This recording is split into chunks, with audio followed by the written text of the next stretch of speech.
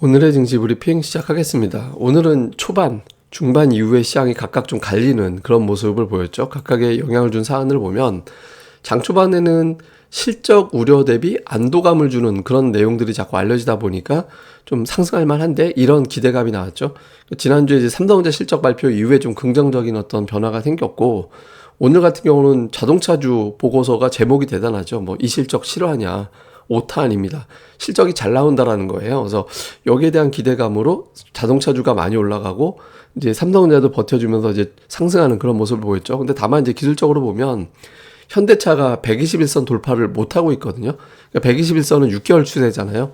6개월 동안 찍어 눌렀던 재료를 아직까지는 돌파를 못하고 있습니다. 그러니까 18만원 돌파해서 안차까지 나와준다라면 이제 조금 더 안도감이 생길 수 있을 건데 18만원에서 돌파를 못하고 멈칫하다 보니까 재료는 좋은데 오후까지 끌어갈 확신은 없고, 그러니까 이런 상황이 되면서 이제 오전 상승, 오후에 주춤하는 그런 상황이 됐고요.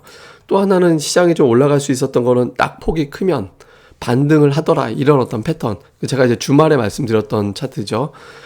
미증시에서 두 분기 연속해서 하락을 하고 그 낙폭이 두 분기 동안에 20% 넘는 경우에 대차례 다음 분기 향후 6개월, 12개월 통계를 봤더니 전부 다 올랐다.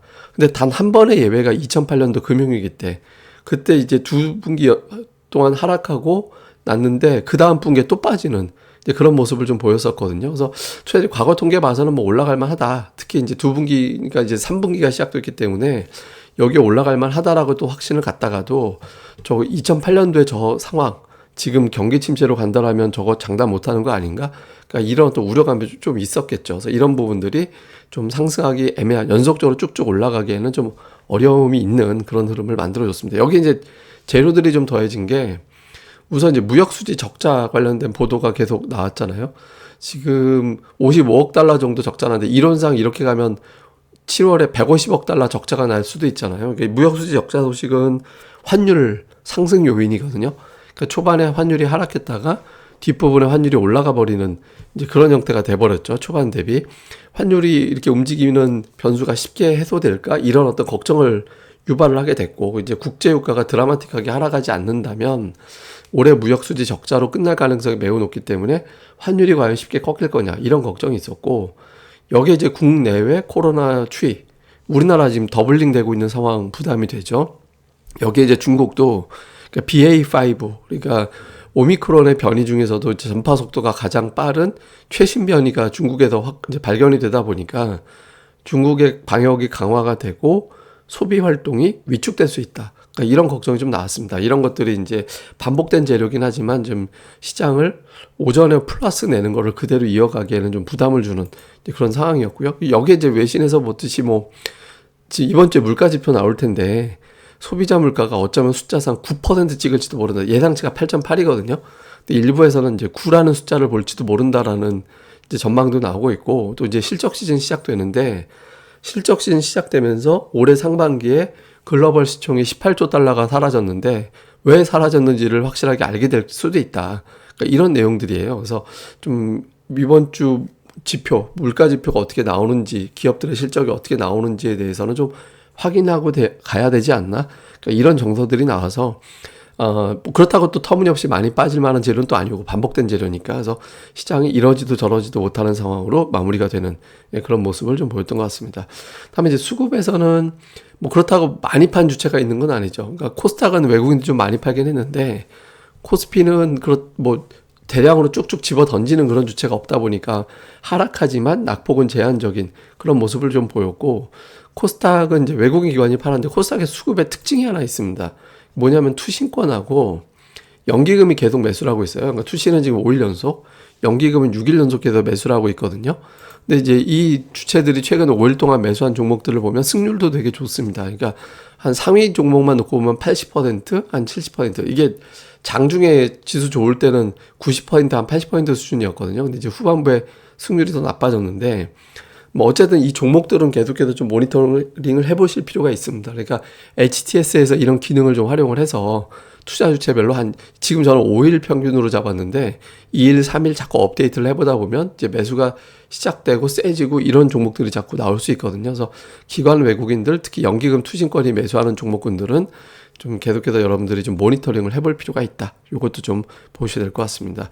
자, 이후에 이제 주요 이슈들을 보면 금통위, 물가지표, 다음에 이제 만기일 이런 것들이 오잖아요. 투자자들이 분명히 이제 부담을 느끼는 그런 재료가 될 수 있거든요. 근데 상황에 따라서 이게 이제 충격과 공포를 초래할 수도 있고 반면에 그냥 이거 깔끔하게 정리되는 그런 상황이 될 수 있거든요. 근데 그거는 재료가 어떻게 나오느냐가 아니라 수급이 어떻게 나오느냐에 따라 달라져요. 그러니까 똑같이 숫자가 나와도 이게 이제 뭐 악재의 피크야 이렇게 해석을 해버릴 수도 있는 거라서 그러니까 그거 결정하는 건 결국 이제 외국인들이다. 지금 외국인들이 전기전자 4일 연속해서 매수하고 있잖아요. 그러니까 매수 기조가 이어지면서 삼성전자가 바닥을 치는, 그러니까 2300 밑에서부터 계속 반등을 하고 있잖아요. 세 차례나. 그러니까 바닥을 치는 결정적인 계기가 됐다. 이렇게 확신을 준다라면 이제 요게 이제 긍정적인 어떤 자리가 될 것이고 일정이. 그러니까 반대로 이제 외국인들이 만기 지나 딱 팔아버리면 만기 전에 지수 관리 해놓은 거고 그냥 원래 가던 건 하락이었구나 이렇게 될 수 있거든요. 그래서 외국인들이 전기전자 업종 계속 이제 쥐고 있는지 요걸 좀 볼 필요가 있습니다. 그 다음에 이제 앞서 말씀드렸던 연기금과 투신권이 코스닥을 계속 매수할 가능성이 있고 그 종목들이 이제 자잘하게 어떤 수익률 게임을 좀 벌일 가능성이 있기 때문에 해당되는 종목들은 계속해서 업데이트를 해봐야 될 것 같습니다. 저도 이제 수시로 이제 유튜브 방송을 통해서 그 내용은 전달을 해드리겠습니다. 그리고 오늘 강했던 종목 자동차, 그다음에 제약주 엔터. 근데 엔터가 꾸준하게 계속 들어오고 있거든요. 그래서 엔터주들이 계속 이제 올라가고 있는데 주말에 지난주 기준으로 보면 엔터 이후에 뭐 게임주도 가고. 다음에 이제 반도체도 부분적으로 가고 2차 전지도 움직이고 골고루 돌아갔었거든요. 그래서 이게 순환인지 엔터가 고정으로 가는지에 대해서는 뭐 계속해서 좀 주목을 해봐야 될 것 같습니다. 그 다음에 제가 오늘 차트 하나 보여드릴 게 이게 이제 올해 2월 이후의 차트거든요. 보시면 하락하고 그 다음 반등해서 이전의 고점을 못 넘겨요. 그러니까 이전의 고점을 넘기지 못하고 계속해서 고점과 저점이 낮아지는 모습이잖아요. 그러니까 지금 직전의 고점이 2420이거든요. 그러니까 저선을 넘어가기 전에는 시장이 이제 기술적 반등 이상은 어렵다. 이렇게 이제 투자들이 보게 될 것 같습니다. 그래서 그러니까 하락폭의 반 정도까지는 어떻게든 가는 경우가 덜어 있는데 그러니까 이전 고점을 돌파 못 하는데 지금 이제 투자들이 조금 기대를 거는 게 전차 군단 수급이 좀 달라졌다. 이걸 기대를 하고 있는 거잖아요. 그래서 전차 군단의 수급이 만기 이후까지도 유지가 된다라면 어쩌면 저 위치 한번 도전을 해보는 그런 흐름이 나올 가능성이 있고 그렇지 않다라면은 이제 조금 2400 초반에서는 또 이제 전략이 좀 바뀌어야 되는 그런 상황이 될 수 있거든요. 그래서 전차 군단에 대한 수급 동향 잘 보되 일단 삼성전자, 하이닉스 이런 종목들이 또 현대차 이런 종목들이 좀 버텨주는 모습이 나오고 있기 때문에 이제 종목 장세 정도는 이어질 수 있거든요. 그래서 코스닥 시장, 연기금, 투신권의 종목들 좀 계속해서 좀 관심을 가져보는 게 필요할 것 같습니다. 예, 뭐 또 자세한 내용은 제가 또 계속해서 내용 추려지는 대로 전달을 해드리도록 하겠습니다. 예, 그리고 오늘 방송 구독하기, 제 채널 구독하기 꼭 좀 부탁을 드립니다.